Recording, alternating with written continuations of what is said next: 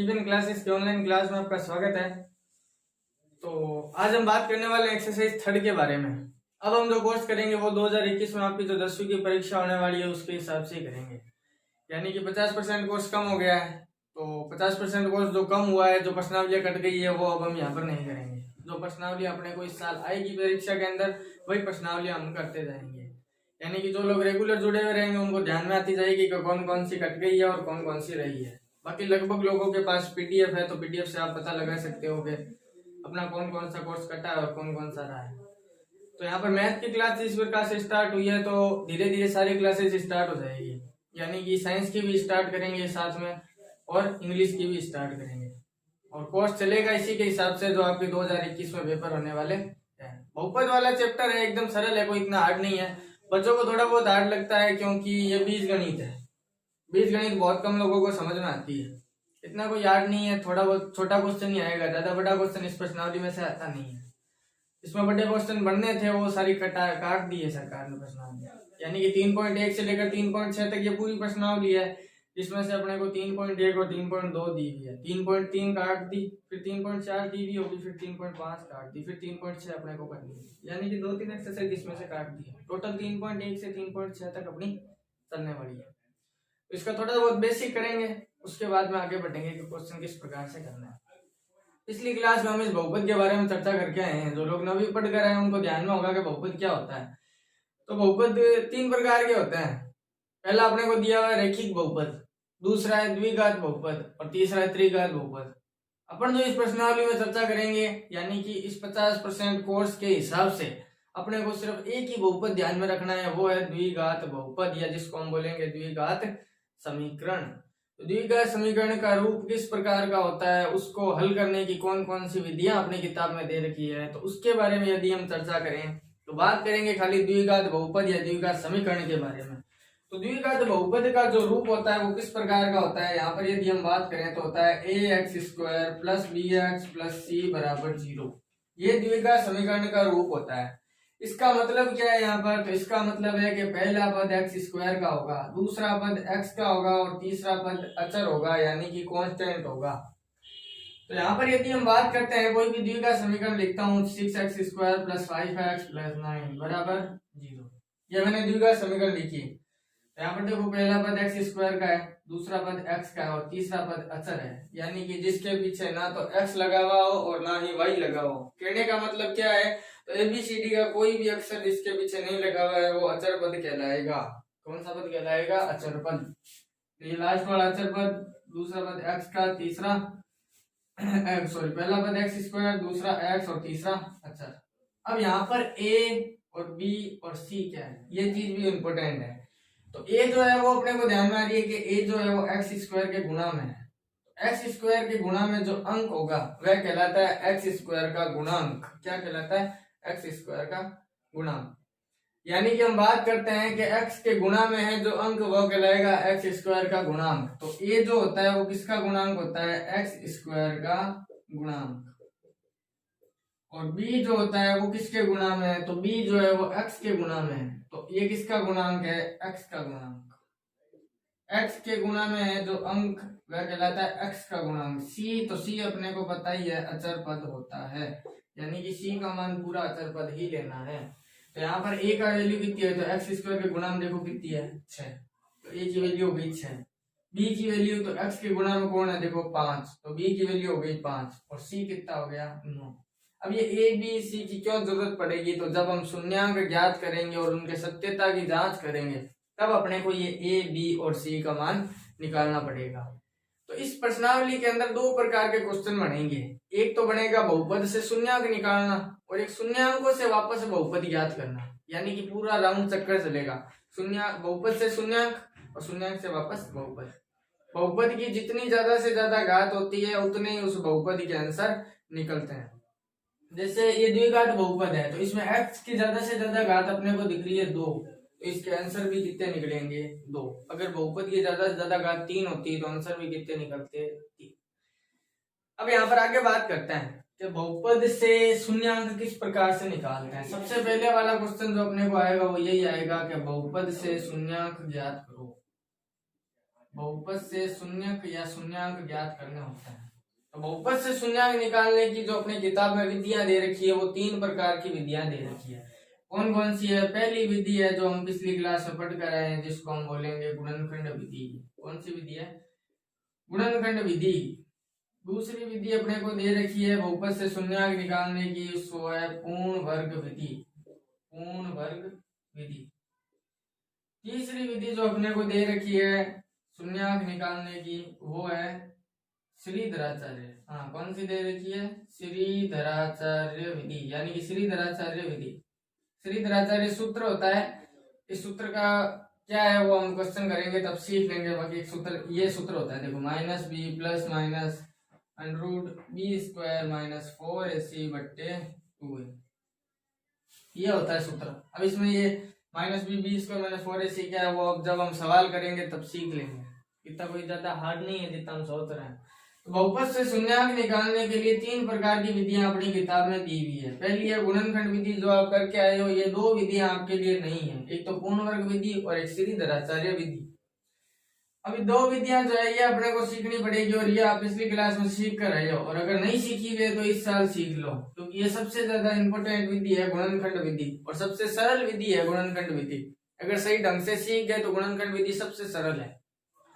अब यहाँ पर यदि हम बात करें तो चौथी विधि हम अपनी मर्जी से ले सकते हैं, जिसमें कोई प्रकार के क्वेश्चन देखने को मिलेंगे जिसमें ना तो गुणनखंड विधि काम आएगी और ना ही पूर्ण वर्ग विधि काम आएगी और ना ही श्रीधराचार्य विधि काम आएगी। ये तीनों ही विधियां जहाँ पर काम नहीं करती वहां पर चौथी विधि अपनी काम करेगी, सर्वसमीका वाली। यानी कि जहाँ पर सर्वसमीका बन रही है वहां पर भी हम शून्यांक निकाल सकते हैं। सर्वसमीका लगाकर भी शून्यांक निकाले जा सकते हैं। हमने 8वीं में निकाले थे जिस प्रकार से सर्वसमीका लगाकर शून्यांक, वैसे यहाँ पर निकाल सकते हैं। तो 4 विधियां हो गई अपने हिसाब से, गुणनखंड, पूर्ण वर्ग, श्रीधराचार्य और सर्वसमीका। कहीं करना है अपन बहुपद शून्यांक ज्ञात करने का था। बहुपद अपन जब शून्यांक निकालना हुआ जन ए विधियां काम में लेवे। अब जब शून्यांक को पाछा बहुपद निकालना जन नहीं करना पड़ी, फिर मैंने अगर आप बात करा तो देखो ना। अब मैं यदि बात करता हूँ यहाँ पर शून्यक अपने को दिए हुए, या तो शून्यकों का योग दिया होगा या उसका गुणनफल अपने को दिया हुआ होगा, और अपने को निकालना क्या होगा? बहुपद। जस्ट उसका विपरीत, शून्यांक से बहुपद निकालना है। तो शून्यांक से बहुपद निकालने के लिए सीधा सा सिंपल सा फॉर्मूला है, फॉर्मूला ध्यान रखना है। वो फॉर्मूला है X square minus alpha plus beta x plus alpha beta. अब इस अल्फा बीटा का मतलब क्या? अल्फा प्लस बीटा का मतलब होता है शून्यांकों का योग, जो अपने शून्यांक निकलेंगे। अब अभी मैंने बताया था कि द्विघात बहुपद है तो शून्यांक कितने निकलेंगे? 2 निकलेंगे। तो 2 निकलेंगे, उसमें से पहले शून्यांक को अल्फा मान लेंगे और दूसरे शून्यांक को बीटा मान लेंगे। तो दोनों शून्यांकों का जो योग होगा वो पहला अल्फा दूसरा बीटा, दोनों को जोड़ देना। उसके बाद में यहाँ पर अल्फा इंटू बीटा, कोई चिन्ह नहीं है मतलब गुणा का चिन्ह है, तो अल्फा इंटू बीटा। तो ये शून्यांकों का गुणनफल होता है अल्फा इंटू बीटा, और ये शून्यांकों का योग होता है जिसको अल्फा प्लस बीटा कहता है। तो कहने का मतलब है शून्यांक से बहुपद निकालने के लिए ये फॉर्मूला काम में लिया जाएगा, और बहुपद से शून्यांक निकालने के लिए ये विधियां अपने को काम में लेनी है। सबसे ज्यादा जो विधि काम में लेंगे वो है गुणनखंड विधि। अगर क्वेश्चन कहता है कि ये पूर्ण वर्ग विधि से ही हल करो तो पूर्ण वर्ग से ही करना पड़ेगा। वो कहता है श्रीधराचार्य से हल करो तो श्रीधराचार्य से हल करना पड़ता है। अगर वो कुछ नहीं कहता, सिर्फ कहता है शून्यांक ज्ञात करो, तब अपनी इच्छा है वो विधि लगा सकते हैं। और सबसे छोटी जो विधि है वो गुणनखंड विधि है। तो मेरी आपसे यही राय है कि गुणनखंड सीखनी तो सारी विधियां हैं, बाकी गुणनखंड विधि से ढंग से सीख लोगे तो सवाल करने में दिक्कत नहीं आएगी। आगे बेटा अब आप अगर क्वेश्चन कोई तो बेसिक और नॉर्मल सॉल्व को ध्यान रखना अपने बहुपद शून्यांक किया निकले और शून्यांक को पाछा बहुपद किया निकले। अब आगे अगर बात करें अपन पहले क्वेश्चन है, तो पहला क्वेश्चन अपन ओई दियोड़ा है कि बहुपद अपन शून्यांक निकालना है, और जिका शून्यांक निकली भी शून्यांक का सत्यतारी जांच अपन करनी है। तो क्या करना, देखो शून्यांक का सत्यता की जांच। सत्यता की जांच के लिए 2 फॉर्मूले होते हैं, जो फॉर्मूले मैं यहाँ पर लिख देता हूँ। सत्यता की जांच, अगर बात करते हैं सत्यता की जांच शून्यांकों की कैसा होती है, तो एक बार करते हैं हम शून्यांकों का योग। इसका फॉर्मूला होगा माइनस बी बट्टे ए। बी और ए क्या होता है वो मैंने बता दिया। बी होता है एक्स का गुणांक और ए क्या होता है एक्स स्क्वायर का गुणांक। होता है कि नहीं होता। उसी प्रकार से दूसरी सत्यता की जो जांच होगी वो होगी शून्यांकों का गुणनफल। एकदम सॉरी, सी बटे ए। सी किने कहवे तो अचर पद हो सी के ना बोले सी, और ए यानी कि एक्स स्क्वायर का गुणा क्या हो गया ए। ये होगी अपनी सत्यता की जांच के दो फॉर्मूले, माइनस बी बट्टा ए और सी बटे ए। अब यदि हम बात करते हैं फर्स्ट क्वेश्चन की जो अपने को किताब में किस प्रकार से दिया हुआ है, देखो आपको आपकी स्क्रीन पर पहला क्वेश्चन दिख रहा होगा और मेरे को मेरी स्क्रीन पे देख लेता हूं। तो मेरे को पहला क्वेश्चन क्या दिया हुआ है, क्वेश्चन दिया हुआ है कि निम्न द्विघात बहुपदों के शून्य ज्ञात करो और शून्य को तथा गुणांकों के बीच संबंध की सत्यता की जांच करो। सकलों पहला काम रेसी बहुपद शून्य निकालना, सत्यता की जांच पछरी बात है, ठीक है। तो बहुपद शून्य निकालना सकलों पहला पद की विधि काम में ले, चार विधियां मैं बता दी था कि किसी किसी विधि है, ठीक है। पहला सवाल अपन कहीं दिया है 4x² plus 8x, 4x² plus 8x ये दिया हुआ है अपने को। तो पहला क्वेश्चन अपने को दिया हुआ है 4x² प्लस 8x। तो यहाँ पर यदि हम बात करते हैं तो इसको किस प्रकार से हल करेंगे, ना तो यहाँ पर गुणनखंड विधि लग रही है, क्यों नहीं लग रही गुणनखंड विधि, क्यों नहीं लग रही है, क्योंकि यहाँ पर यदि हम बात करें तो पीछे कुछ नहीं, मतलब क्या हो गया, जीरो हो गया। तो ये दिया समीकरण तो ऐसा मान सकते हैं, लेकिन यहाँ पर आएगा गुणा करे तो 0 और जोड़े तो 8, ऐसी दो संख्या है क्या, तो जोड़े तो 8 है और गुणा करे तो 0 है, तो 8 × 0 हो सकता है। तो गुणनखंड विधि से भी कर सकते हैं इसको, गुणनखंड विधि से कर सकते हैं इसको, क्योंकि पीछे सी का मान नहीं था, हमने 0 लगा दिया, 0 लगाकर भी इसका हल निकाल सकते हैं। लेकिन इसका दूसरा सबसे सरल तरीका है कि यहाँ पे जहां पर अपने को दो ही पद दिए हुए हो, जहां पर हम देखते हैं स्वर समीका भी नहीं बन रही है, तो वहां पर एक चीज काम आती है, क्या दोनों पदों में कुछ कॉमन आ रहा है, क्या बिल्कुल आ रहा है, दोनों में क्या कॉमन आ रहा है, तो ऐसी संख्या जिसका दोनों में भाग जाए तो वो है, पहली तो है 4, 4 का इसमें भी जा रहा है इसमें भी जा रहा है, 4 कॉमन आ गया। दूसरी हमने ले ली x, x का दोनों में भाग जा रहा है, 4x² से 4x कट गया तो बच गया x, 4x से 8x गया कितनी बार, 2 बार, कितनी बार गया, 2 बार, बराबर में चला दो 0। तो यहाँ पर क्या आ गया, तो आ गया 4x बराबर 0 और एक निकालना है x प्लस 2 बराबर 0। दो पद बन गए, एक तो 4x और एक x प्लस 2, दोनों के बराबर 0 रख लो, आंसर निकल जाएगा। x बराबर आ जाएगा 0 बट्टे 4 यानी कि 0, और x बराबर प्लस का 2 उधर जाते किसका हो गया, माइनस का 2। तो x की वैल्यू 2 निकल गई, एक तो x की वैल्यू निकली 0, एक x की वैल्यू निकली -2। अब देखो यहाँ पर दो शून्य निकल रहे हैं, यही शून्य है वो ऊपर से शून्य निकालना है ना, यही शून्य निकालना है। x के दो वैल्यू निकलेगी, क्योंकि x की ज्यादा से ज्यादा घात कितनी है, 2 है, तो x की वैल्यू भी कितनी आएगी, 2 आएगी। पहली वैल्यू 0 आ गई, दूसरी वैल्यू -2 आ गई। पहली वैल्यू को अल्फा मान लो, दूसरी वैल्यू को बीटा मान लो, मान लिया। अब करा आप सत्यता की जांच, सत्यता की जांच और मतलब कहीं है, सत्यता की जांच और मतलब वो है कि हमारा क्वेश्चन सही है या गलत है, ये अपने को पता लग जाएगा। सबसे पहले सत्यता की जांच में हम करते हैं शून्यांकों का योग। क्या करते हैं, शून्यांकों का योग। अब जैसे कि हम शून्यांकों का योग करेंगे, यहाँ पर फॉर्मूला लगाएंगे -b बट्टे a। तो यहाँ पर देखो शून्यांकों का योग यानी कि दो शून्यांक निकले, एक तो अल्फा निकला एक बीटा निकला, दोनों का योग यानी कि दोनों को जोड़ना है, तो अल्फा प्लस बीटा बराबर -b बट्टे a।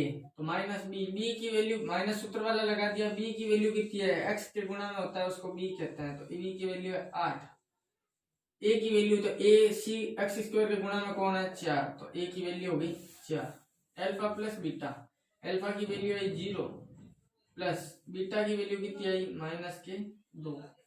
इन दोनों को काटेंगे तो ये 2 बार कटेगा, यहाँ पर आ जाएगा -2। 0 में से -2 जोड़ेंगे तो आएगा -2, इधर भी आ गया -2, यानी कि दोनों तरफ -2 बराबर -2 आ गया। तो यहाँ पर तो ये आंसर सही है। दूसरी जो सत्यता की जांच है वो कौन सी है, उसकी यदि हम बात करें तो यहाँ पर लिखेंगे हम शून्यांकों का गुणनफल, यानी कि दोनों करनी जरूरी है सत्यता की जांच, एक तो शून्यांकों का योग और एक शून्यांकों का गुणनफल। शून्यांकों के गुणनफल का फॉर्मूला होता है c बट्टे a। अब शून्यांकों का गुणनफल होता है अल्फा इंटू बीटा बराबर हो गया c बट्टे a, यही है। अब अल्फा, तो अल्फा की वैल्यू आई 0 इंटू बीटा की वैल्यू आई -2 बराबर c की वैल्यू यहाँ पर कुछ नहीं दी हुई तो यहाँ पर 0 मान लो, c अचर पद होता है, कुछ नहीं है तो 0 हो गया। ए की वैल्यू 4, 0 की किसी से भी गुणा कराओ 0, 0 का किसी से भी भाग दो 0, 0 बराबर। जब ये दोनों बराबर आ जाए, यहाँ पर शून्याङ्कों का योग भी बराबर आ रहा है, शून्याङ्कों का गुणनफल भी बराबर आ रहा है, इसका मतलब अपना सवाल एकदम सही है। इसलिए सत्यता की जांच करते हैं कि अपना सवाल सही है या गलत है। यदि क्वेश्चन बोल रहा है कि सत्यता की जांच करो तो ही करनी है, अन्यथा नहीं करनी। एक और क्वेश्चन लेते हैं, चलो इसका सेकंड क्वेश्चन अपने को क्या दिया हुआ वो देखो। सेकंड क्वेश्चन अपने को क्या दिया हुआ है, 4x² minus 4x plus 1, 4x² minus 4x plus 1 बराबर 0। ठीक है, तो इसके अंदर क्या करते हैं वो देखो। ये इसको हम करेंगे गुणनखंड विधि से। किसे करेंगे, गुणनखंड विधि से। वैसे पहले आगे चलेंगे तो पूरी गुणनखंड विधि से 10-15 सवाल है, उसमें गुणनखंड विधि पूरी समझ में आ जाएगी, लेकिन पहले यहाँ पर समझने की कोशिश करो क्या होता है। इसमें क्या करते हैं, लाइन कैसे लिखते हैं तो वो देख लो। पहले फर्स्ट लाइन इसको लिखते हैं, पहला पद वैसा का वैसा, फिर लास्ट वाला पद भी वैसा का वैसा, माइनस, इधर ब्रैकेट लगा दो, इधर एक्स लगा दो। ठीक है, अब बीच में जो 4 बच गया, इस 4 के अपने को इस ब्रैकेट में टुकड़े लिखने हैं। लेकिन टुकड़े लिखेंगे किस प्रकार से, तो इसके अंदर क्या होता है कि पहले पद की लास्ट वाले पद से गुणा कराते हैं। क्या कराते हैं, गुणा। 4 की गुणा किससे कराऊंगा, 1 से। तो यहाँ पर हम लिखेंगे गुणा जब हमने करवाई तब किसकी करवाई, तो 4 इंटू 1 की करवाई, यानी कि 4 इंटू 1 कितना होता है, तो 4 होता है। 4 की 1 से करवाई, तो यहाँ पर हम लिखेंगे कि गुणा करे तो कितना है, 4। पहला वर्ड जो बोलना है, जो भाषा बोलनी है, गुणा करे तो 4, यानी कि पहले पद की और लास्ट वाले पद की गुणा करानी है, और जितना भी आ रहा है उतना बोलना है अपने को। गुणा करे तो 4, पीछे वाला चिन्ह अपने को जोड़ने का बोल रहा है, घटाने का। पीछे वाला चिन्ह अपने को बताएगा कि जोड़ना है या घटाना है। पीछे वाला चिन्ह यहाँ पर जोड़ने का बोल रहा है, तो हम लिखेंगे कि जोड़े तो, कि जोड़े तो कितने आए, तो जोड़े तो कितने आए, बीच में जो लिखा हुआ है वही बोलना है, जोड़े तो भी कितने आए, 4। गुणा करे तो 4 और जोड़े तो भी 4। पीछे वाला जो चिन्ह होता है वो हमेशा ब्रैकेट के अंदर लिखा जाता है। पीछे वाला चिन्ह हमेशा कहाँ लिखा जाएगा, ब्रैकेट के अंदर। तो ऐसी दो संख्याएं जोड़नी, सोचनी है अपने को, जो गुणा करने पर भी 4 आए और जोड़ने पर भी 4 आए। तो गुणा करने पर 4 और जोड़ने पर 4 ऐसी संख्याएं हैं 2 और 2। 2 और 2 को गुणा करेंगे तो भी 4 ही आएगा, और 2 और 2 को आपस में प्लस करेंगे तो भी 4 ही आएगा। तो ऐसी दो संख्याएं हो गई 2 और 2, तो ये लिख दो ब्रैकेट के अंदर। ठीक है, अब करा आप अगली लाइन। अगली लाइन रमन गाइन करना बराबर में चालन दो बार 0, वो है 4x² और 4x² माइनस 2 ने कराई x गुणा, जना है 2x, बारे माइनस हो चिन्ह जना अंदर चिन्ह हो गयो चेंज, फिर 2 ने x गुणा कराई जना है 2x प्लस रो आ गयो 1 बराबर चाले 0। अब अपन नहीं करना है, तो ये दोनों पदांक कॉमन ले लो, फिर ये दोनों पदांक कॉमन ले लो, दो पद बांट लो इसको। इन दोनों में क्या कॉमन आ रहा है, इन दोनों में कॉमन आ रहा है 2x।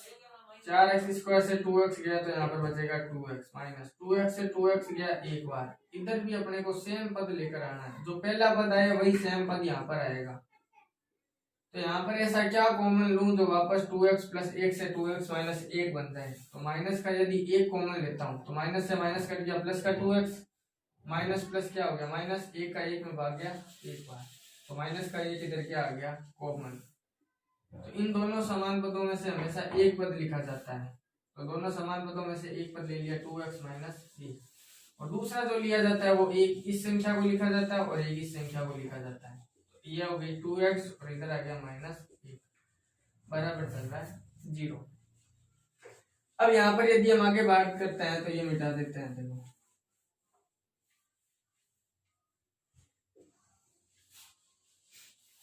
2x माइनस 1 और 2x माइनस 1 दो आ गए अपने पास, तो दोनों के बराबर 0 रख दो। 2x माइनस 1 बराबर 0 और इधर भी आ जाएगा 2x माइनस 1 बराबर 0। तो 2x बराबर माइनस का 1 इधर आती है प्लस का, और गुणा का 2 किस में आ जाएगा 1 के भाग में, गुणा का 2 आ गया भाग में, माइनस का 1 इधर आती है प्लस का, तो x की वैल्यू आ गई 1/2। इसी प्रकार इधर भी x की वैल्यू कितनी आ जाएगी 1/2, क्योंकि दोनों बस समान है तो दोनों की वैल्यू क्या आ गई समान। x के दो शून्याङ्क निकल गए, पहले शून्याङ्क को मैंने कहा अल्फा मान लो, दूसरे शून्याङ्क को क्या मान लो बीटा मान लो। दो शून्याङ्क निकले, पहला अल्फा हो गया दूसरा बीटा, बात खत्म। अब अपन करनी है सत्यता की जांच। चलो एक बार और बता देता हूं मैं आपको सत्यता की जांच। अगर बात करते हैं सत्यता की जांच की, तो यहाँ पर सबसे पहले हम करेंगे शून्यांकों का योग। क्या करेंगे? शून्यांकों का योग। उसको बेस फॉर्मूला होता है माइनस बी बट्टे a, alpha plus beta minus b बट्टे ए। अल्फा की वैल्यू आई अपने पास 1/2 प्लस बीटा की वैल्यू आ गई 1/2 माइनस बी बट्टे ए। बी की वैल्यू देखो तो वापस सवाल के बाद पास में आओ। बी की वैल्यू x के गुणा में है, जो अंक वो होता है b की वैल्यू। तो x के गुणा में कौन है? 4 है माइनस का। तो पहले सूत्र वाला माइनस लगा दिया। अब b की वैल्यू है माइनस की 4 और a एक्स स्क्वायर के गुणांक को कहते हैं। तो एक्स स्क्वायर के गुणांक कौन है? 4 है। यहाँ पर आ गया 4। 1/2 और 1/2 आधा और आधा को जोड़ेंगे तो 1 ही आएगा। माइनस माइनस प्लस हो जाएंगे। 4/4 काटेंगे कितना आएगा? 1। दोनों आगे बराबर। अपना सवाल एकदम सही है। लेकिन एक और सत्यता की जांच बाकी है, वो है शून्यांकों का गुणनफल। क्या है? शून्यांकों का गुणनफल। शून्यांकों का गुणनफल होता है c बट्टे ए। शून्यांकों का गुणनफल होता है अल्फा इंटू बीटा बराबर c की वैल्यू कितनी है? 1।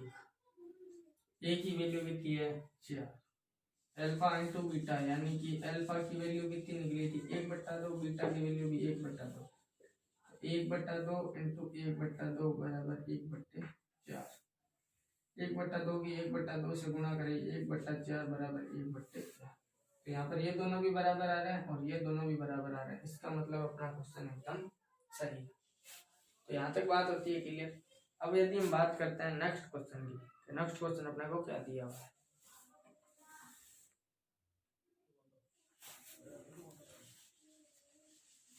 तो देखो अगला क्वेश्चन अपने को क्या दे रखा है?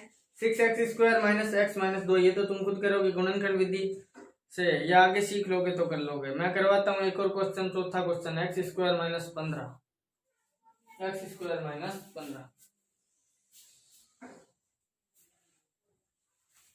चौथा क्वेश्चन स्क्रीन पर दिख रहा है। x² minus 15। तो इसको मिटा लेते हैं। अब मैं सत्यता की जांच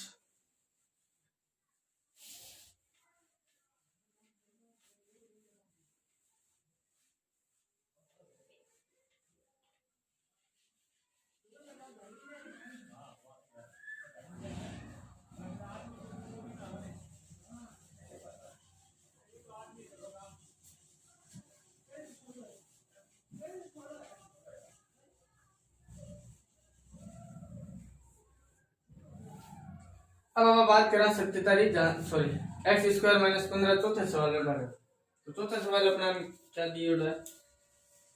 तो चौथा सवाल दिया है x² माइनस 15। अब देखो इस आज ना तो द्विघात समीकरण है। द्विघात समीकरण का रूप हमने देखा था। पहला पद x² का होता है, दूसरा x का होता है। तो क्या दूसरा x का पद दिख रहा है? क्या x² ही दिख रहा है, x का कोई पद भी नहीं दिख रहा। तो ये द्विघात समीकरण तो नहीं है, तो इसको गुणनखंड विधि से तो नहीं निकाल सकते। पूर्णवर्ग विधि से नहीं निकाल सकते, सीरीजद्राचार्य से नहीं निकाल। चौथी बचती है स्वसमिका। तो इसको अपने को स्वसमिका बनानी पड़ेगी। पहले ये इसको बनाया जा सकता है a² माइनस b² बनाया जा सकता है। पहला a² अपने को दिया हुआ है। अब इसको 15 का जो स्क्वायर है वो ऊपर स्क्वायर है वो कैसे लगाएं? क्योंकि गणित में काम ऐसा करो कि फर्क कोई भी संख्या पर नहीं पड़ना चाहिए। गणित में हमेशा ये रूल होता है कि जैसे कोई सी भी गुणा कराते हैं तो हमेशा पूरी समीकरण को गुणा कराई जाती है। भाग देते हैं तो पूरी समीकरण पर भाग लगता है। कभी भी एक संख्या को टारगेट करके गुणा या भाग नहीं कराया जा सकता। तो यहाँ पर हम बात करते हैं कि ऐसा काम करो कि उस संख्या पर कोई भी इफेक्ट नहीं पड़े और सरल समीकरण भी बन जाए। या इसो काम कद करना है, इसो काम ढंगो सोच करना है। जी हाँ कि 15 है तो 15 में मैं √15 स्क्वायर लिख सकूं। √15 का स्क्वायर बराबर 15 ही होता है। यानी कि ये संख्या और ये संख्या दोनों आपस में क्या है? बराबर है। क्योंकि रूट स्क्वायर से रूट कट जाता है और आंसर कितना आता है? 15 ही आता है। इसलिए 15 को √15 का स्क्वायर लिखा जा सकता है कि नहीं जा सकता? तो आप बोलोगे जा सकता है। x² माइनस √15 का स्क्वायर। अब यह बन गई स्वर समीकरण a² माइनस b²। होता है क्या है? a प्लस बी और a माइनस बी, यही फॉर्मूला है। तो a का मान है x प्लस b का मान है √15 और इधर आ गया a माइनस बी यानी कि x माइनस √15। तो अब रख दो दोनों के बराबर 0, x प्लस रूट 15 बराबर 0 और x माइनस रूट 15 बराबर 0। x बराबर प्लस का रूट 15 इधर आती माइनस का रूट 15 और माइनस का रूट 15 इधर आती प्लस का रूट 15। अब कर लो सत्यता की जांच। सत्यता की जांच जब मैंने पहला अपन करना शून्यांकों का योग यानी कि अल्फा प्लस बीटा बराबर माइनस बी बट्टे ए। यही फॉर्मूला होता है अल्फा प्लस बीटा का शून्यांकों का योग का। पहला शून्यांक हमने अल्फा मान लिया, दूसरा हमने बीटा मान लिया। अल्फा की वैल्यू आई माइनस के रूट 15, बीटा की वैल्यू आई प्लस के रूट 15 बराबर माइनस बी। बी किसको कहते हैं? बी होता है एक्स का गुणांक। एक्स वाला पद कहीं पे दिख रहा है क्या? नहीं दिख रहा। एक्स वाला पद ही नहीं दिख रहा, तो बी की वैल्यू कितनी ले लेंगे? 0। माइनस का माइनस 0 बट्टे ए की वैल्यू क्या होगी? ए की वैल्यू कितनी दी गई है? एक्स स्क्वायर का कुछ नहीं है, मतलब क्या है? 1। क्या आ गया? माइनस के प्लस से कट गया, इधर क्या बच गया? 0। इधर भी क्या आ गया? 0। 0 का किसी में भाग लगा 0 ही आता है। माइनस का रूट 15 प्लस का रूट 15 कट गया, तो 0 बराबर 0। शून्यांकों का योग हो गया। शून्यांकों का गुणनफल और निकाल लो। इधर अल्फा इंटू बीटा बराबर क्या होता है? सी बट्टे ए। अल्फा की वैल्यू है माइनस के रूट 15, बीटा की वैल्यू है रूट 15, सी यानी कि अचर पद दिया हुआ है। देखो कितना तो 5वां सवाल अपने को दे रखा है X square minus root 3 plus 1 X plus root 3। वो सवाल अपन दिया है। गुणनखंड की दूसरी लाइन अपन इस टाइप हुई। देखो पहला पद वैसा का वैसा, लास्ट वाला पद वैसा का वैसा, फिर ब्रैकेट लगा के एक्स लगाना था। आपको डराने के लिए सवाल दिया, बाकी सवाल में की कोई और एक्स स्क्वायर माइनस रूट 3 है, एक्स गुणा करेगी रूट 3 एक्स, बारे माइनस रूट 3 है जब माइनस चिन्ह चेंज हो गया। एक ने एक्स गुणा करेगी एक्स प्लस रहा गया रूट 3 बराबर लगा था 0। इनके अंदर कॉमन ले लो और इनके अंदर कुछ कॉमन आ गया तो कॉमन ले लो। इन दोनों में एक्स कॉमन आ रहा है तो हो जाएगा एक्स माइनस रूट 3। इधर भी माइनस 1 कॉमन ले लो, हो जाएगा एक्स माइनस रूट 3 बराबर आ गया 0। इन दोनों पदों में जो समान पद है उसमें से एक पद को लिखना है एक्स माइनस रूट 3। एक आ गया एक्स और माइनस का 1, तो इधर आ गया एक्स माइनस 1 बराबर चल रहा है 0। इन दोनों के बराबर 0 रख दो। एक्स माइनस रूट 3 बराबर 0 और एक्स माइनस 1 बराबर 0। एक्स बराबर आ गया 1 और एक्स बराबर आ गया प्लस का रूट 3। तो इनकी सत्यता की जांच करके आपको बताना है कि क्या ये क्वेश्चन हमारा सही है या गलत है। और एक क्वेश्चन आपको घर के लिए देता हूँ जिसका आंसर आपको निकालना है और आंसर बताना आपको कमेंट बॉक्स के अंदर। तो ये क्वेश्चन रहेगा आपके घर के लिए 6x square minus x minus 2। तो आपको स्क्रीन पर दिख ही रहा होगा कि कौन सा क्वेश्चन घर के लिए है। ठीक है, तो इसका जो आंसर रहेगा वो आप कमेंट बॉक्स में बताना कि क्या आंसर आया क्या आंसर नहीं आया आपका। बाकी करते हैं अगली वाली क्लास में। वीडियो ढंग लगे तो शेयर जरूर करो, लाइक जरूर कर दो और शेयर जरूर कर दो। तब तक के लिए जय हिंद जय।